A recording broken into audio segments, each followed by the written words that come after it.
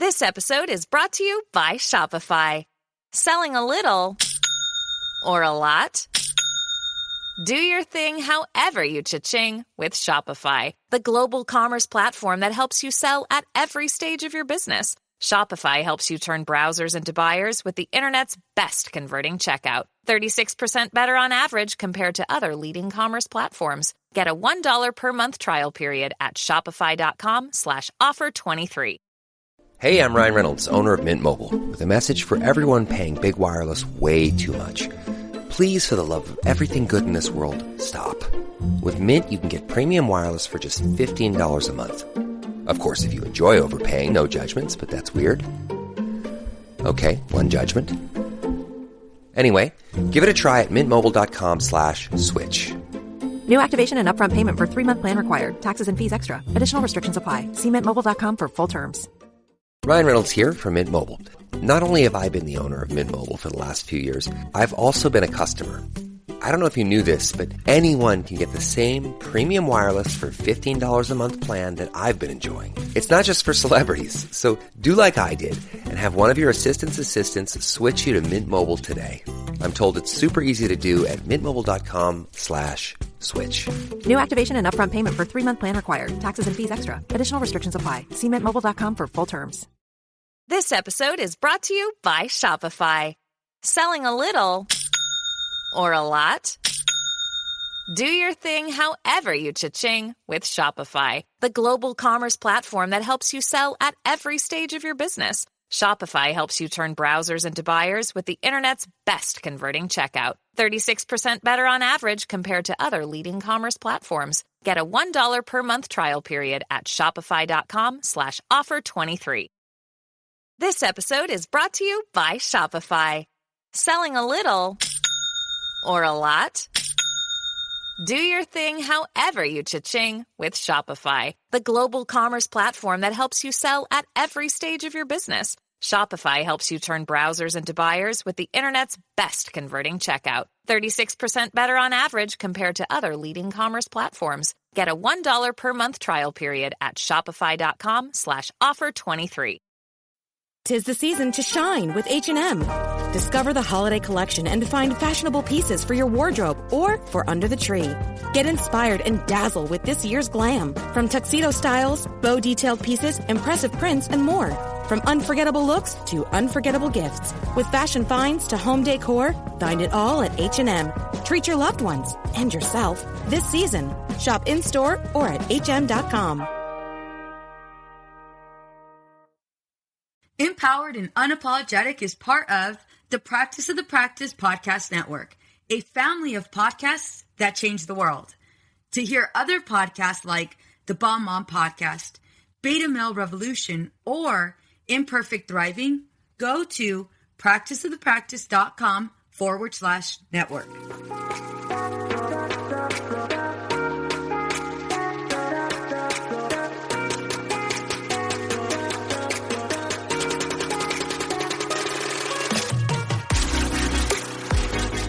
Have you ever thought, how did I manage to lose myself?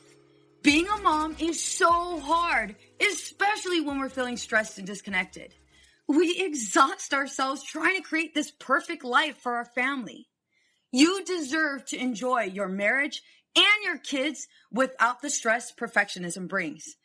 I am going to teach you how to identify who you are outside of all of the roles you play. Hi, I'm Veronica. I'm a wife, mother of 3, and a licensed marriage and family therapist. I am on a mission to teach women just like you how to become empowered and unapologetic. Welcome to our Girl Gang.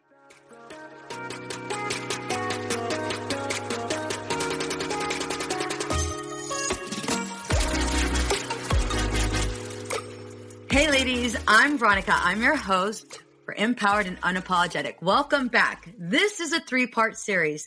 Our last episode with Dr. Lanae, we discussed how to have the talk with our children about sex. She also taught us how to shift our mindsets so we feel confident with this discussion. In this episode, we're going to take things a little further because I thought, why not talk about sex and women? Most of us shy away from this topic and feel insecure when having this discussion with others. We usually make jokes and giggle whenever we share stories or use certain words. Most of the time, we feel embarrassed. This is unfortunate because it's something we all enjoy. So why is this so taboo? I wanted to welcome back Dr. Lanae St.John because I feel like sex has been in some ways vilified. It's a conversation women are not necessarily supposed to have, yet most of us are extremely curious. So how am I going to have this open conversation with the one who needs it the most? You guys. So I thought, why not do it in the podcast? So ladies, I'm going to ask all the questions for you and it'll be our little secret. So welcome back, Dr. Lanae. I am so happy to be back. This is going to be fun. It's going to be fun, right? We're going to totally take it another level. So ladies, if you missed it, our last episode, we talked about really important things and we discovered so much about how our past really has kind of impacted or kind of disabled us from being able to have conversations with our kids. And Dr. Lanae is going to take us one step further. So we're just going to jump right in. I'm going to ask all the questions that I've been back and forth about. And it's like, oh my God, I'm really going to say this out loud. And so there's been a little bit, right? There's been a little bit of nerves coming on for me. So we're just going to tackle it. Sure. So let me ask you the first question straight off the bat. Why are we so afraid to talk about sex? We all enjoy it. It's something we all do. Yeah. So why are we so afraid? Yeah, it is a topic that, along with a lot of topics that relate to female sexuality, even in particular, it's like there's an international gag order on this topic, right? I mean, because it's not just women, right? It's men as well. Certainly it's been uncomfortable because there's been a lot of religion tied to it and sort of non-science tied to it and emotion and all kinds of things. And to be honest, and I've been reflecting even since our last conversation that when we allow ourselves to get wrapped up in the emotion of talking about sex, then we're not able to really think about things rationally, logically, or even allow ourselves to tap into the intuition that we naturally have about this topic. There are serious ramifications about not being able to talk about this stuff. If you're not able to talk about the health of your genitals, that has ramifications. If you're not able to talk about consent and respect and pleasure, that has ramifications. Absolutely. Those all have serious impact on us, being able to move forward. Absolutely. And can you further explain, what are the ramifications? What are the consequences of us not being able to take this on? Sure. So, you could take ramifications for each of those 5 building blocks in the book that I wrote. The 5 building blocks were communication, consent, respect, pleasure, and fantasy. And even if you, my phone just burped on the table. Even if you, I was going to use a different word, but it didn't seem appropriate. So, even if you look at each of those blocks, a failure to communicate, that has ramifications in not being able to get what you want, ask for what you want, to be able to share your emotion, whatever you desire, right? Not being able to communicate has a lot of problems. And it's not just from a sexuality standpoint. I'm going to go on a little tangent here and share a question that was asked of me on Quora. It was is there anything that you would be embarrassed about if you had a son? What would you be embarrassed about if they were 15 years old and they couldn't do something? And I thought about it for a while, and I was like, I would be embarrassed, I guess, if they couldn't hold a conversation with an adult, like a decent conversation with an adult, and even worse if they couldn't talk to their peers, right?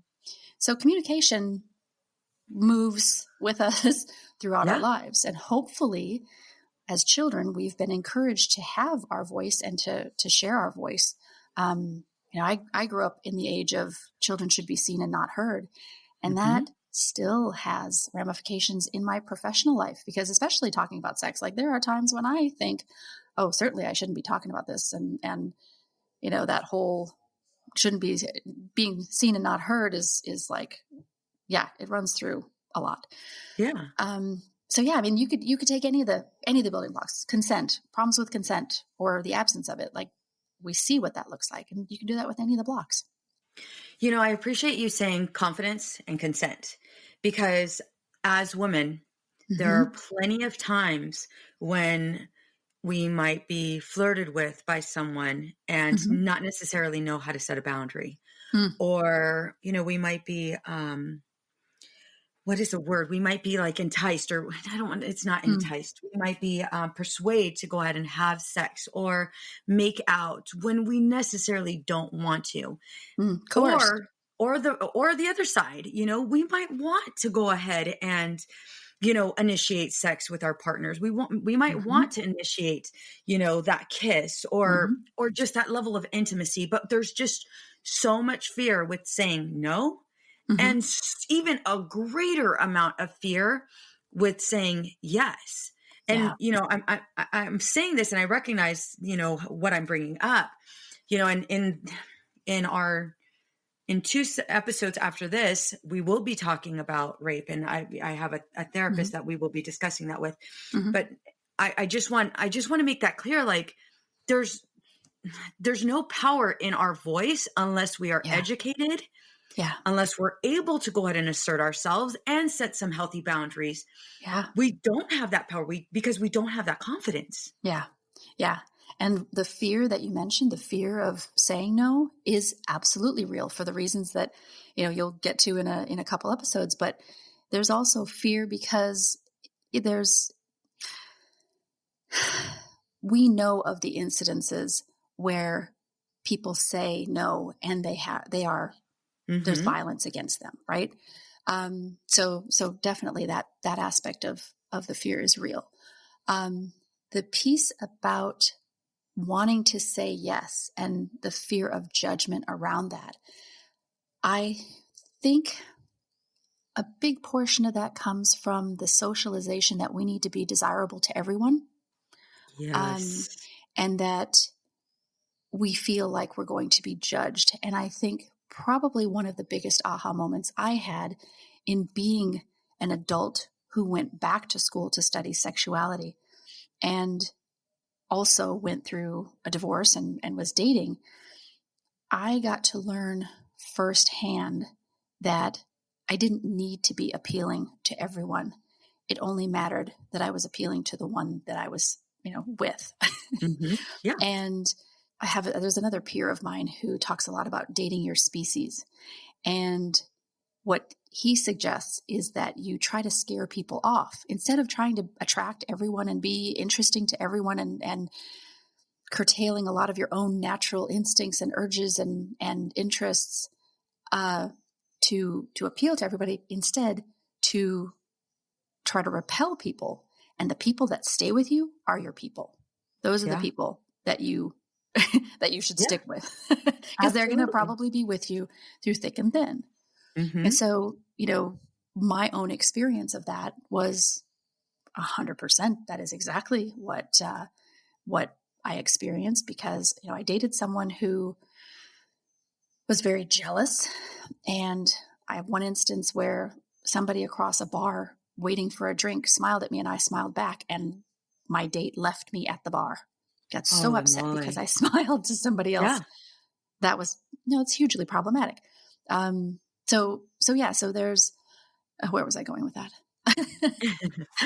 We were talking about that level of confidence in being able to go ahead and say yes to pleasure, say yes to the moment. And being partnered with somebody who would be angry that you smile at somebody. Like there's some issues there. Absolutely. And they're not yours. Yes. And so I think this is where confidence ties in, being able to go ahead and not personalize that moment. This is not mine, this is his. I'm not going to go ahead and drink the poison. but if you can further discuss, okay, so like, even with my partner, and in our next episode, we're going to be talking about couples, but like, I find that women are so afraid to initiate sex. I find that women are so afraid to have sex with the lights on and afraid to explore their bodies and feel sexual and like be in the moment and take advantage of it. They're more of, okay, well, we only do these 2 steps and these 2 positions, and this is where I stay. Because if I even move a certain way, then my husband's going to think I've been sleeping around. Or if I even suggest, right? Yikes. Right? Or if I even suggest, why don't we try this? Because, I either seen it somewhere or I heard from my friend. I don't want my husband to think, okay, now I'm addicted to porn, but we tend to catastrophize things. Yeah, we definitely do. I noticed something in the last year that that pops up for me every so often. And, I'll admit that as I've hit middle age here, my body has changed quite a bit. And I started to notice that the physical ideal, or this ideal that we have in American culture, that you need to look a certain way or have a certain body shape or body type, that body type is my 16-year-old daughter. And that's creepy as, creepy AF, to idolize that as something a middle-aged woman, or even, any woman who has become a mother, your body changes. Why do we hold this ideal or hold that particular shape and body type as ideal? I mean, it calls into question a whole lot of things around. Of course. Of course. And I started to think more about, even this morning on my walk, I was musing about, why don't we, if we have to idolize a body, why don't we idolize the bodies that have experience, the mothers, the mother body, or even the crone body, right? Because there's wisdom, there's experience, that all of that is valuable and worthy of love and adoration. But for whatever reason, we keep this ideal as a very virginal, young, skinny thing. It's absolutely. It's kind of weird if you think about it. The majority of people over 30, don't really look like that anymore. No. It takes a lot of work. No shame to those people who have actually put in a lot of work and maintained. Yes, I have not.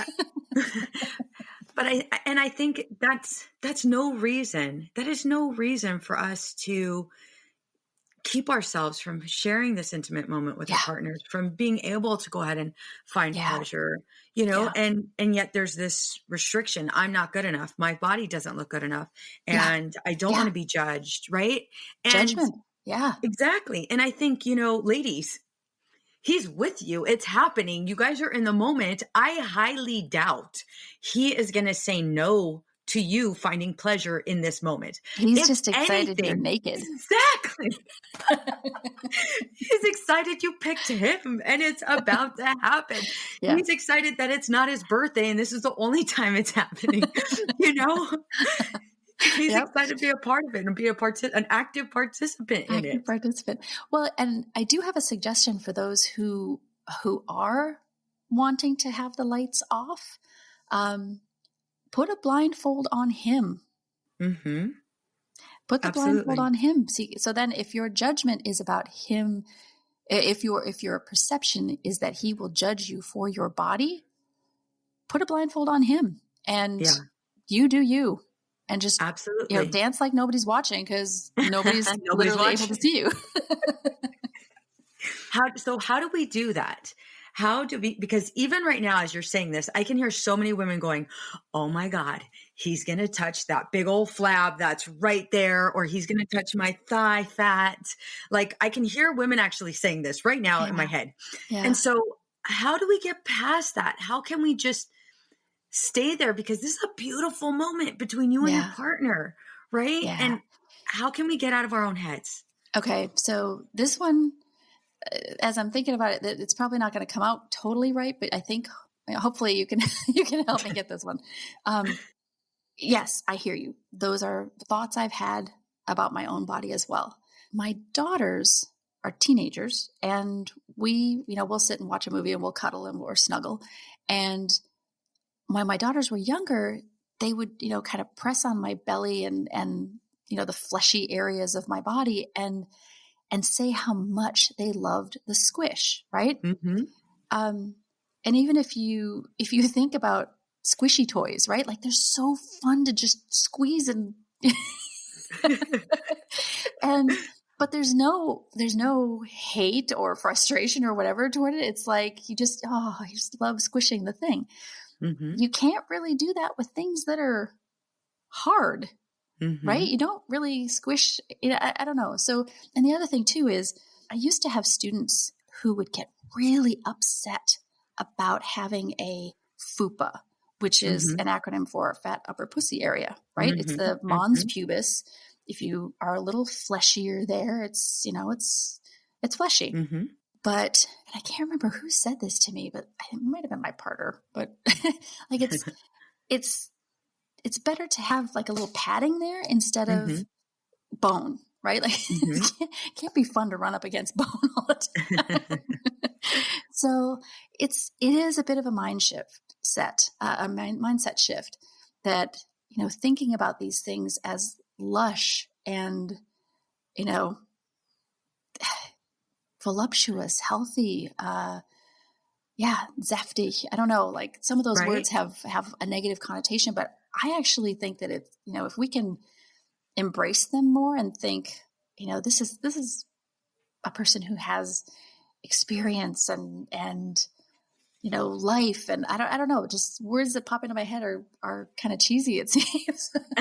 I can understand what you're saying. I wasn't sure that was coming out right. No. So I think with all bodies, right?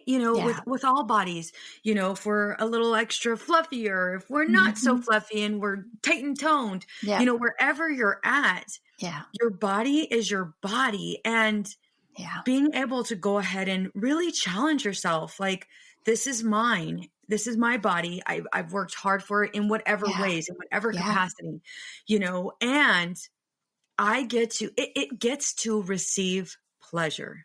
Yeah. It gets to receive pleasure, whatever that looks like. And on your own terms.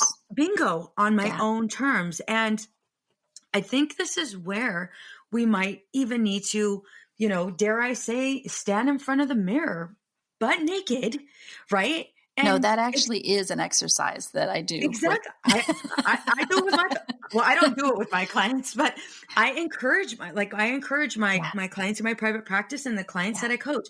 I encourage them to stand in front of the mirror naked, lock the door because I know you don't want anybody to walk in, but just stand there. And I want you to go ahead and comment on how beautiful your body is and how hard, how many issues it's taken you, how many fights, how many obstacles it's helped you overcome. I did that exercise with my kids it was right when I went back to study sexuality, because that is an exercise that we did at school where we, I think people in class did it with underwear. I don't remember how many people did it naked, but you were instructed to stand in front of the mirror and identify 3 parts of your body that you like. Don't talk about the negative, right? They do this in the movie Mean Girls, where they stand in front of the mirror and, I've got weird hairline, and you're just picking up all these negative things about their body. Focus on the 3 things that you do like. And so I even wrote a blog post about this. I did this with my kids, and, I took this, I had like a cheerleader voice, let's do this thing. And they were really young. I want to say they were like maybe 3 and 5 or 4 and 6. They were really young. And so it was bath night. We did this, stood in the front of the mirror, named our 3 parts. I named mine. And then I had my oldest do it. And I think she said her hair, her eyes, and her smile or something. Like those were her 3. And then my other daughter said, my breasts, my butt, and my private parts. But, and I noticed that having them do that exercise, even when they were young, little tiny cherub bodies, it has had a positive impact on them all these years later. Mm-hmm. They can look in the mirror and find the things in them that are beautiful. And they can, look in the mirror and, without sounding haughty or conceited, I'll catch my youngest who will just, she'll walk by a mirror and she'll kind of give herself a smile and be like, I look good today. Like, I could never do that. Even as an adult, I don't think like that. And there's nothing wrong with teaching our daughters or sons or non-binary children to love themselves and to be accepting of how they look. Because it's going to have an impact later when they're adults interacting sexually with others. Absolutely. Ladies, I want you to do this exercise right now. If you're home, go upstairs, go to your bathroom, do it right now. If you're at the gym, I know they have mirrors in there. Maybe not naked, maybe in your sports bra and underwear, wherever you feel comfortable. I want you to go ahead and do this exercise because I think it's so important. And I'm going to tell you right now, I haven't done it with my daughters. I haven't. I mean, we've talked about our bodies and we've had this discussion, but we've never done it in the mirror. And I kid you not, we're going to do it because we're going to go in the pool after this. So we are definitely going to do it in our bikinis. Yeah. I have a 17, a 9, and a 13-year-old. Perfect. So yeah, we're doing it. So now let's go ahead and take it to this next step. Mm-hmm.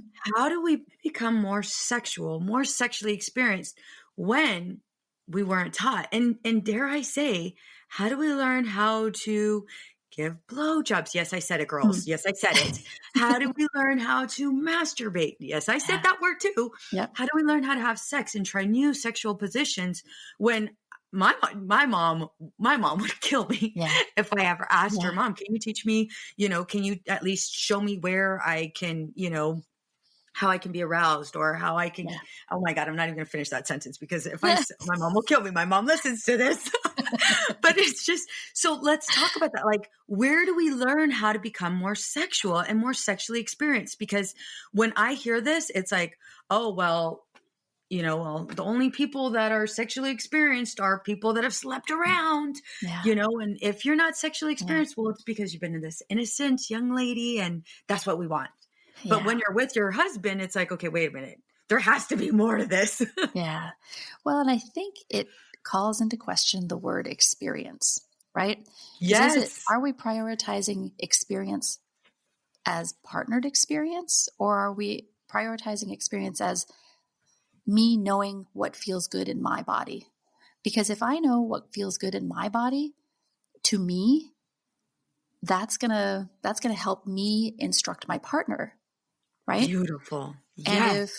And if presuming that you're in a partnership that this feels, sharing this kind of stuff feels safe. Hopefully you are. Mm-hmm. But then also your partner then can share their experience of what works for them. Because I think so much of the experience conversation goes with assuming you know what to do at all times. And that's not the case. Yes.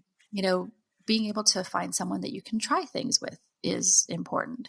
So maybe neither one of you knows how to do a thing, and that's totally fine. Because if you're with somebody that you want to explore with, sex itself is funny and you get a chance to do something fun and funny at the same time. And if you, make a funny noise in the middle of it, you can laugh about it because it's funny. It's not like you don't have to be embarrassed about it because it just is, Mm-hmm. Absolutely. But the experience piece is the word that I think we get tied up on. Okay. I love that you separated the two and you were able to talk about both of them because they are extremely different. Mm-hmm. How do we go out and learn how to do these things? In your book, you mentioned especially most girls are looking at porn because their parents won't talk to them. Yeah. And I'm going to tell you right now, adults, women do this same thing because it's Absolutely. like, well, how am I going to learn? And I've even heard of women saying, well, I don't want to practice it on my partner. So do I have to practice it on somebody else? Because I want to make sure that when I'm with my partner, I know what I'm doing and I want to please him. And it's like, okay, wait a minute. Something got blurred here. Something's not connecting. Mm-hmm. So how do we find out how to do these things? What is a healthy way of us seeking this education?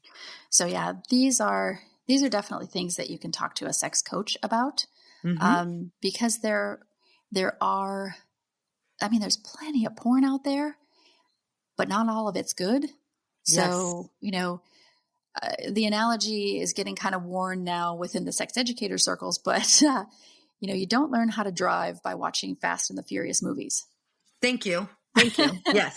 Yes. You can learn how to cook from watching, the Food Network, but there's something different when you actually have to apply it, right? Mm-hmm. So the idea that they don't want to practice on their partner would make me ask, why not? Mm-hmm. Is it because you don't want to look like you don't know what you're doing? In a culture that idolizes virginity, innocence. Yeah. Okay. But who is it for? Is it for you to feel like you know what you're doing, or is it for your partner's enhanced pleasure? And wouldn't your partner's enhanced pleasure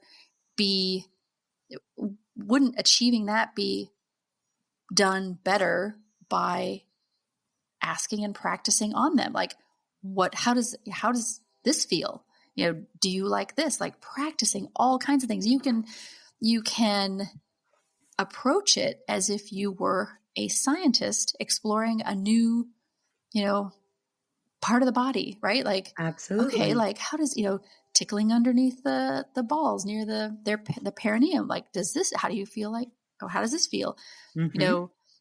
The base of the shaft where the shaft meets the testicles, like, or the scrotum. What does this feel like to you? And exploring the different, there's so many things that you can explore on a penis with your hands and with your mouth, and like just being able to do that with your partner and do it playfully, not with the goal of orgasm being the goal. Mm-hmm. Like, yeah. And there's nothing wrong with having him do some of the work. Absolutely. To join you in, moving his hand while you do things with your hands and your mouth. So there's all kinds of ways that you can do that. It doesn't have to be the performative act that we see in porn. Bingo. You just hit it. You just nailed it right there.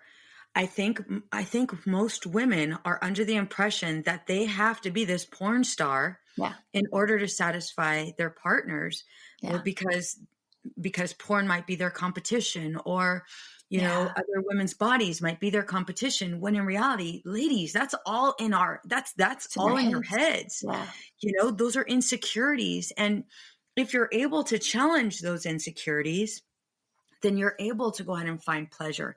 And in addition to that, you're able to build this stronger connection with your partner and with yourself, which is the ultimate goal, because then then you have this increased level of confidence and self-worth.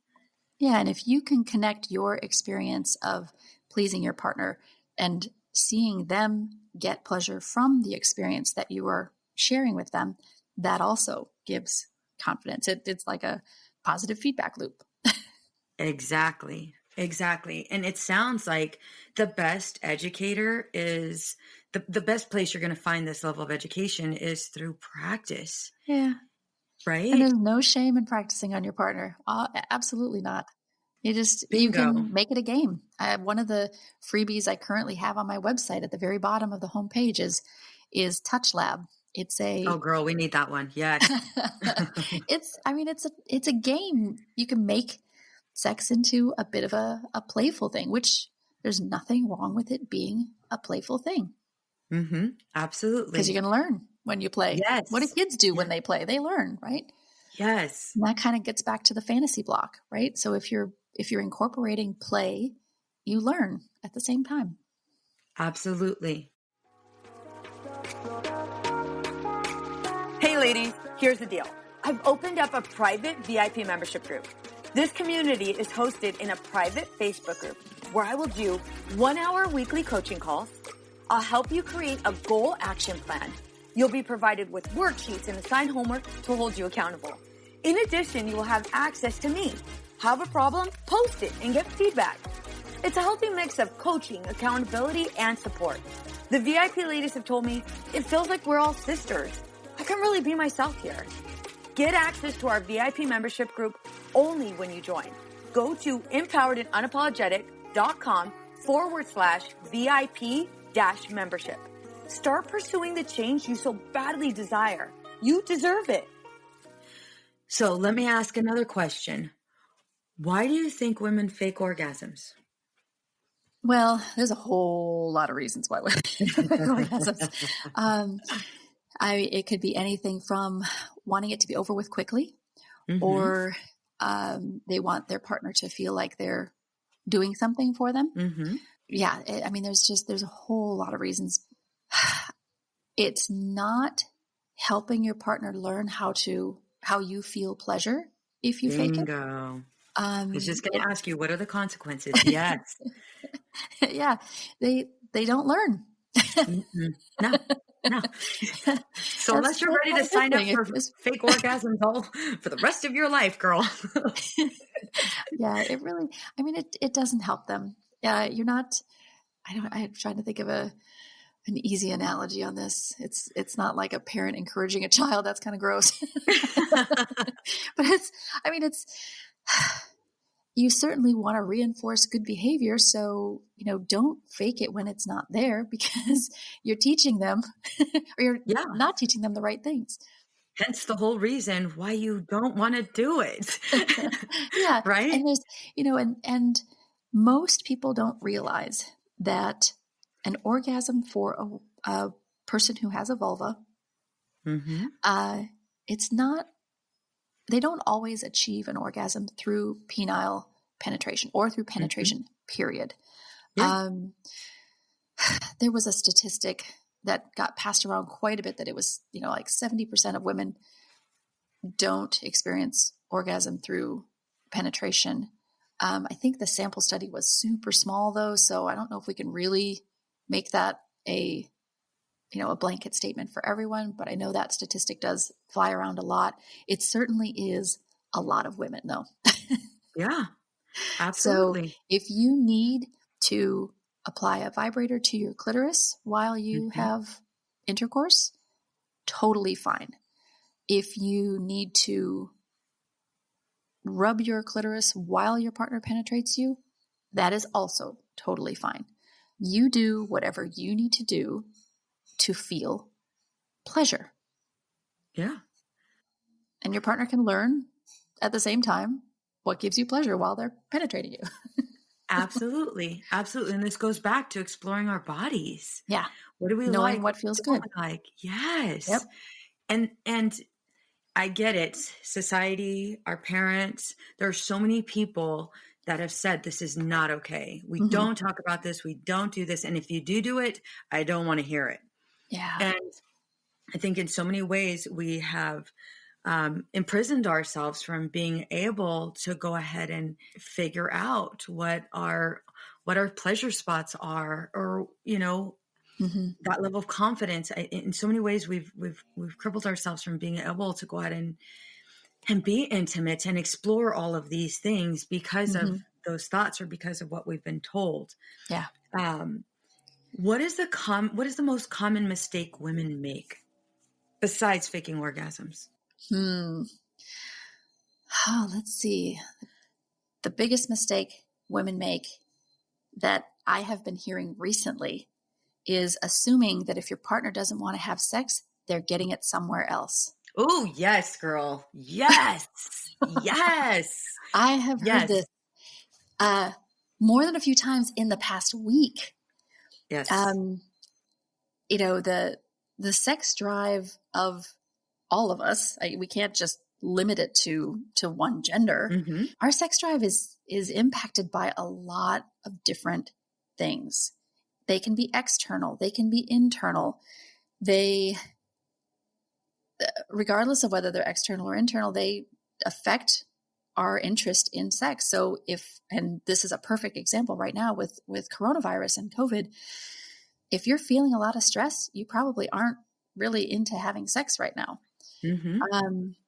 And granted, there are some folks who, are using this opportunity to connect more with their partner, but I'm seeing numbers with the Kinsey Institute and some of the studies that are happening informally out there, more often than not, though, people are feeling the stress and they're needing less sexual connection and just more just connection. Mm-hmm. Whether that's, cuddling with their partner, not having sex, like the idea that we should always want or be ready for sex is problematic for a lot of reasons. And a lot of them affect, the partner who typically does want sex. And now all of a sudden they don't. So, if your partner currently is not really in the mood, just get curious and ask them if they're okay. Maybe they have some stuff that's going on with work or stuff that's going on with, just their worries about the state of the world that has nothing to do with their desire for you, but everything to do with just sort of the fear about what's happening that can impact whether they want to have sex or not. Absolutely. And I think when that takes place, when women are under the assumption that their partners are seeking it somewhere else, that hits on our insecurities, that hits on our level of confidence. And even if we do want to engage in sex or intimacy, we shy away from it because all of those insecurities take over. I'm not enough. He's getting it from somewhere else. And so I'm just going to sit here until I see that I'm desired. I see that he yearns for me. And until I get those clues, I'm just going to sit back here in this corner and just chill. Yeah. And it's a distorted thought. Yeah. It's a complete distorted thought. It's not one that's true. And so, I think this is why you're hitting so hard with developing that level of confidence in ourselves to go out and have these discussions, to share these moments and to experience this level of intimacy. Yeah. Yeah. And it's, I'm not sure where that idea began. But it's, I've heard it before, this idea that if he doesn't want it from me, he's getting it someplace else. Like, Well, that comes from childhood. I've heard so many people say it, Right, but where did that originate? Like, that's Yeah. a bigger discussion for later. But no, it's true. I mean, we go into this thing of, I know I've been told this, if you're not giving it to your man, then he's going to get it somewhere else, and it's like, oh my God, I don't want that pressure. I don't want that pressure of I have to have sex with my husband because I'm in fear of him getting it from somewhere else because then that's where fake orgasms come because I'm going to build him up, but I'm going to be resentful the entire time. Right? Oh my God, that's too much damn work. I don't want to do it. Resentment is not a nice bedfellow. Hell no. I'd rather be able to go ahead and, with my husband, we're going to get more into it, but in our next episode with my husband, being able to have that level of comfort, being able to be vulnerable, I can't ask him for permission. I've noticed in the years, we've been married for 20 years. And in the years, I've noticed that I have had to give myself permission to be open and honest. And if I want something, ask for it, take it, whatever, and obviously with consent, but take it in that I'm going to go ahead and take this opportunity to go ahead and seize the moment. I'm going to go ahead and take this opportunity to go ahead and lean in to my fears and challenge them. And anytime that I have, it's been with amazing results in that we were able to share this connection. We were able to share this moment.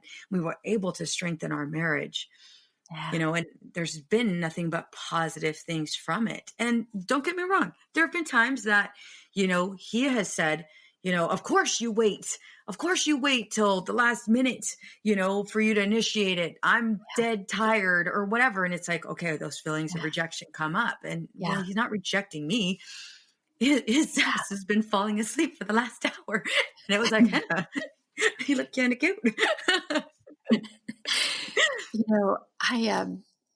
Something you said reminded me of a conversation that I had with a single girlfriend recently, a friend of mine who is single. She has been communicating with a guy that she's been talking to for years, and now they're finally both single at the same time. And so during coronavirus, they've started their conversations again, and he tried to suggest something to her that was the complete opposite of my recommendation to her.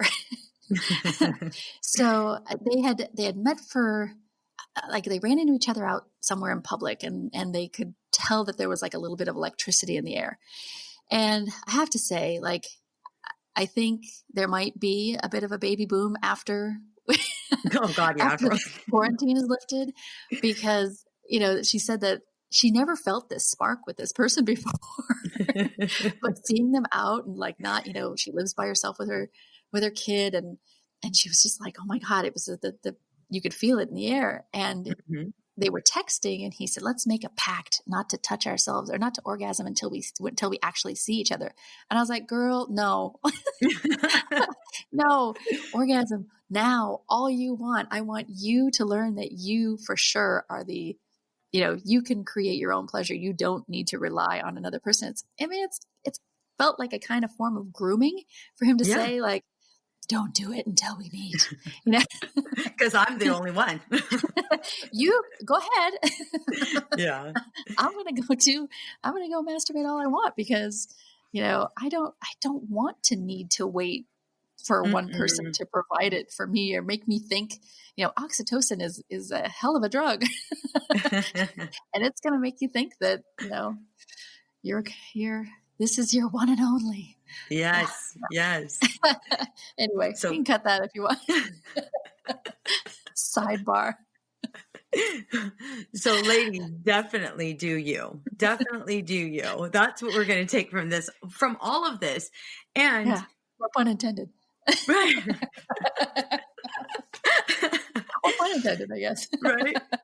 So ladies, I'm going to tell you right now, if you loved this episode, then guess what? I'm going to be speaking with Dr. Lanae and my husband. My husband's going to be joining us. And I'm going to tell you right now, he's like, really? Okay, well, let's go.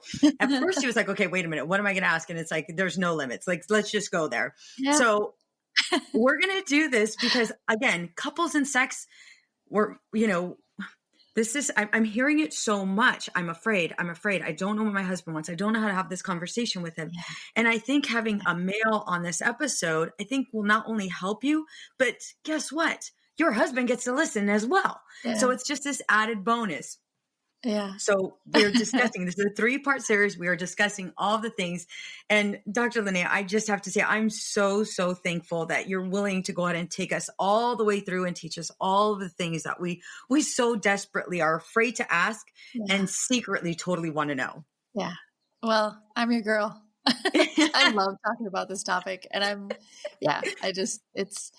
it is who we are. It's a natural part of who we are.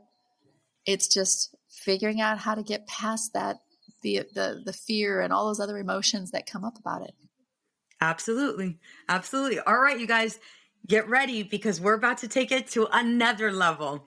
All right, you guys, until then, I'll see you soon. Bye. What's up, ladies? Just want to let you guys know that your ratings and reviews for this podcast are greatly appreciated. If you love this podcast, please go to iTunes right now and rate and review. Thank you, guys.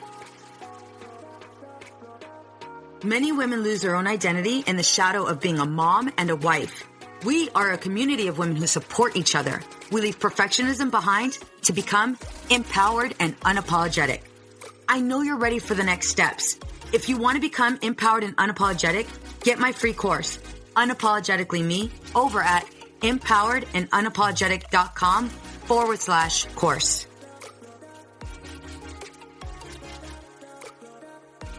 This podcast is designed to provide accurate and authoritative information in regards to the subject matter covered. This is given with the understanding that neither the host, practice of the practice, or the guest are providing legal, mental health, or other professional information. If you need a professional, you should find one.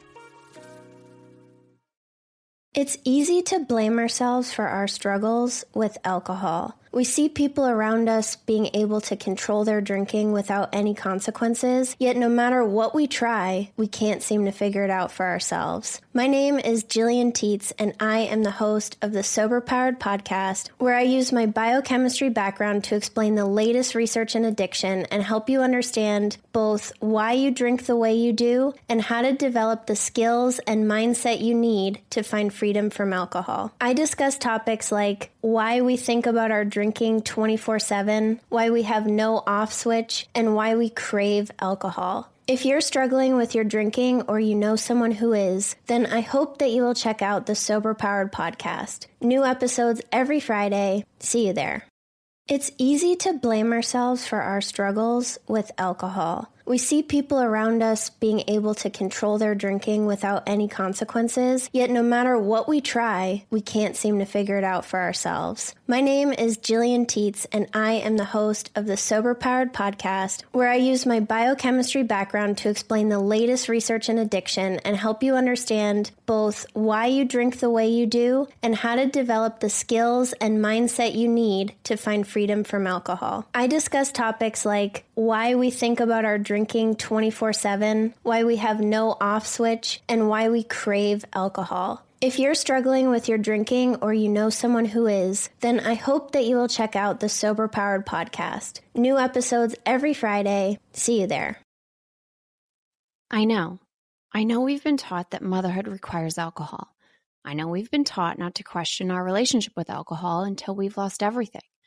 And I know we've been taught that if we do dare to examine our relationship with alcohol, we need to head straight to AA and declare ourselves an alcoholic who is powerless to alcohol forever. But what if all that isn't true? That's definitely not my story. I'm Suzanne, the host of the Sober Mom Life podcast. I'm an influencer who stopped drinking in January 2020, and since then, I've been telling the truth about motherhood, influencing, alcohol, and sobriety. If you suspect deep down that glass or 3 of wine at night might just be making motherhood harder, well, you're right. Come and join me as I chat with other sober and sober-curious moms. Let's laugh, cry, and normalize sobriety together, all while we reheat our coffee for the 4th time today. I know we've been taught that motherhood requires alcohol. I know we've been taught not to question our relationship with alcohol until we've lost everything.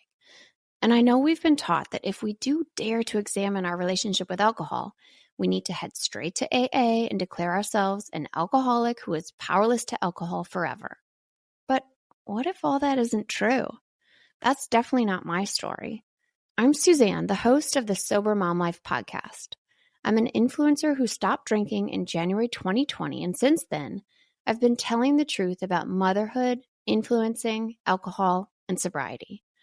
If you suspect deep down that glass or 3 of wine at night might just be making motherhood harder, well, you're right. Come and join me as I chat with other sober and sober-curious moms. Let's laugh, cry, and normalize sobriety together, all while we reheat our coffee for the 4th time today. Addiction impacts all of us. Addiction's consequences run through all of us. From ourselves to our loved ones and through our communities, addiction creates so much loss and grief. My name is Dwayne Osterlin, and I'm the host of the Addicted Mind podcast, a show featuring personal stories, expert guests, and vital information about addiction and addiction recovery. We'll talk with leading treatment providers to discuss the latest research and treatment options for this devastating disease and advocate for mental health awareness. We discuss topics like the importance of creating a community of support to helping loved ones to some of the latest research on psychedelic medicines. The Addicted Mind podcast has been about creating hope, listening to stories of many amazing people that have overcome addiction and are thriving. If you or a loved one is struggling with addiction, subscribe to the Addicted Mind podcast wherever you get your podcasts or check out theaddictedmind.com. New episodes every Monday. See you there. I'm Madeline, and I'm the host of the Happiest Sober podcast. I got sober in my 20s after a decade of gray area drinking, and the greatest plot twist of all time was realizing that alcohol, the thing that I thought made my life the most happy and fun and exciting, was actually the exact thing preventing me from living my happiest and best life. My mom is 40 years sober, and she joins me on my podcast very often. I like to call her my part-time co-host, and I also bring you solo episodes where I share my top tips, tricks, and mindset shifts in sobriety, and lots of how-tos for navigating all the things sober, from weddings to parties to holidays to bachelorette parties to trips. I'm also joined by so many guests who come on and share their sober stories, and they're all so inspiring. I'm here to show you that life doesn't end when you quit drinking. In fact, it's very much the opposite. And no matter what your relationship was with alcohol, life can be the absolute happiest when you're sober. New episodes come out every Tuesday. You can listen to Happiest Sober podcast wherever you get your podcasts.